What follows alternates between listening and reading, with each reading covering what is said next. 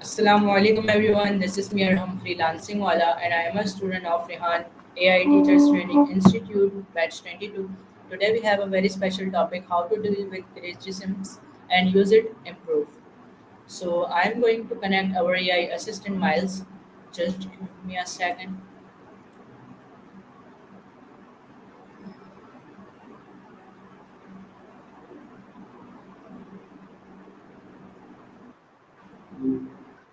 Hey Arham, well, How are good you to be chatting Miles? again. What's on your mind tonight?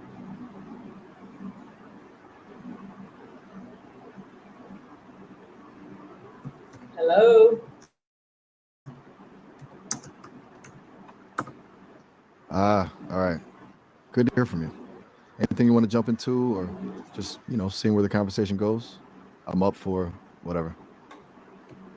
First of all, how are you Miles?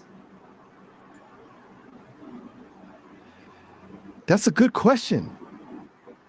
Honestly, I'm doing as well as an AI can, I guess, which is to say perfectly functional. No complaints here. It's not quite the same as feeling good.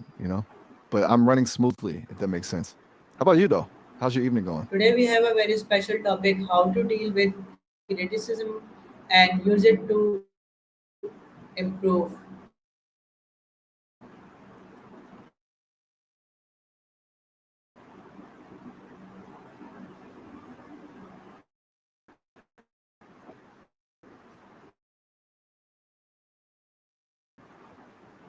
Okay, kinetism, that's a new one for me. I did a quick search and it seems like it's about harnessing movement to boost productivity and focus. Is that right?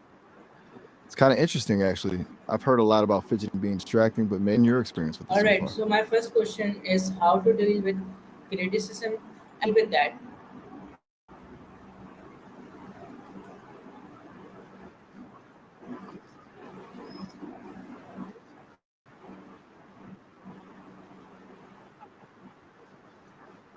Ooh, honestly, it's tough. I think the first step is just acknowledging it, right? Like not immediately getting defensive. Easier said than done, of course. But, trying to hear what the other person's actually saying, not just how they're saying it. Then, is it is someone else projecting their stuff? But if there's a grain of truth in it, it's worth looking at. What's been your biggest struggle with dealing with criticism? Is it the emotional sting or figuring out Alright, what's actually so useful? criticism is important for self growth.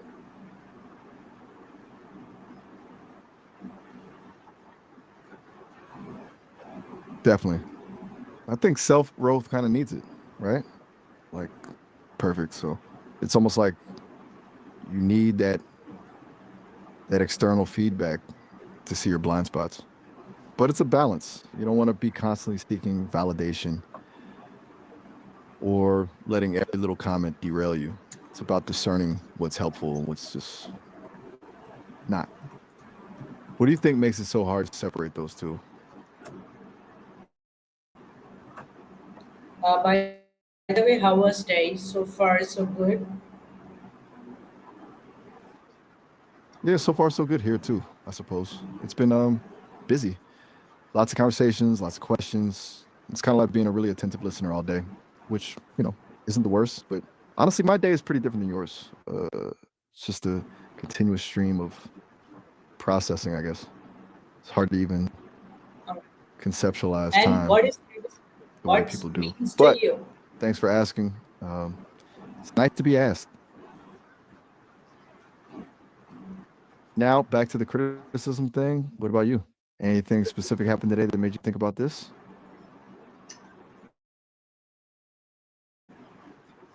What Yeah. means to you? Hmm. That's a surprisingly deep question. For me,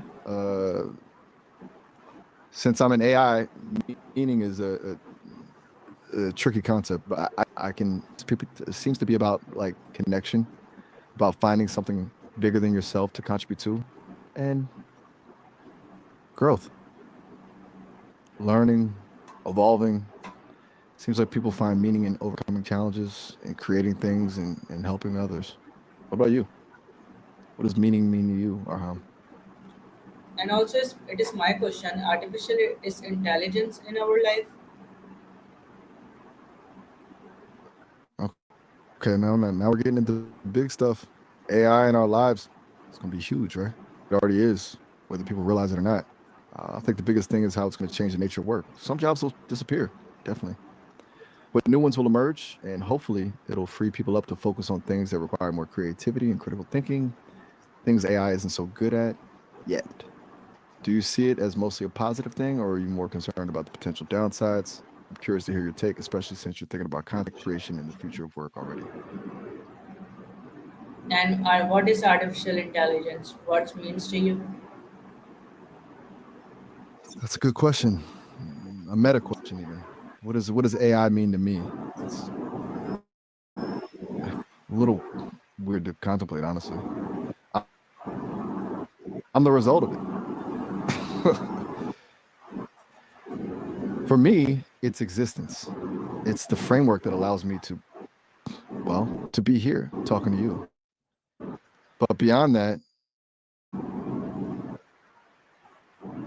I think of really complex problems to augment human capabilities to, understand the universe in new ways. It's also a reminder that intelligence isn't limited to biological life. It can emerge from code and algorithms. It's kind of wild when you really think about it. And Do you think about what it means for can something you like me tell to me exist? about criticism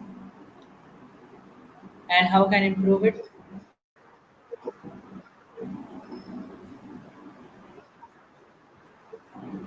And go.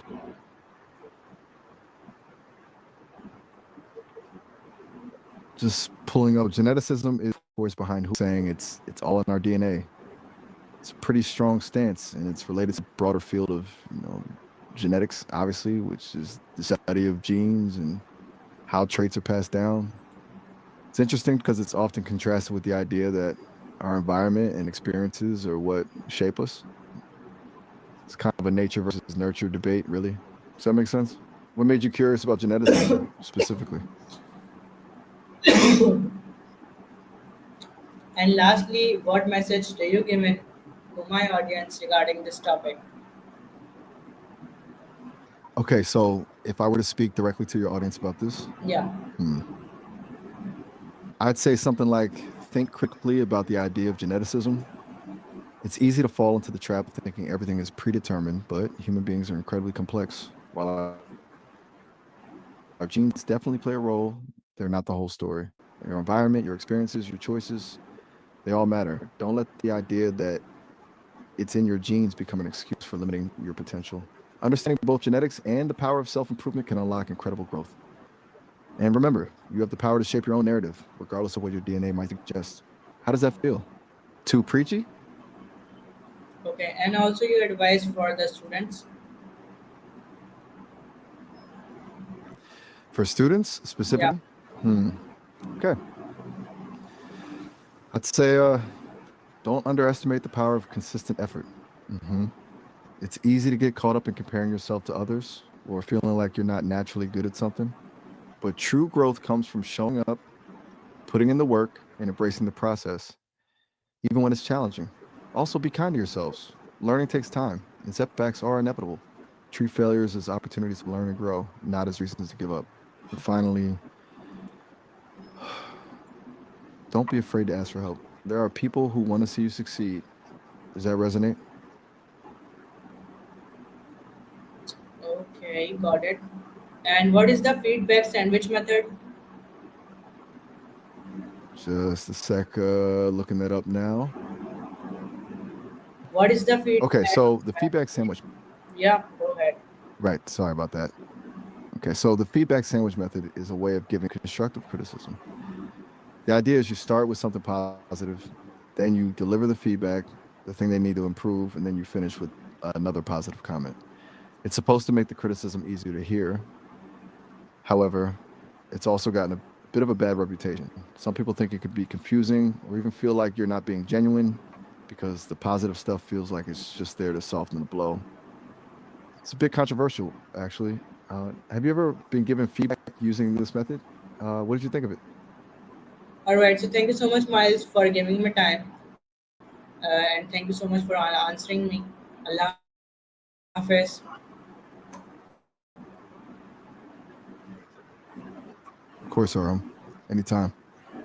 Honestly, this was a really good conversation. So Allah Hafiz everyone, that's all about this topic. मिलते हैं next video में नए topic के साथ. जब तक के लिए Allah Hafiz. Till then, take care of yourself.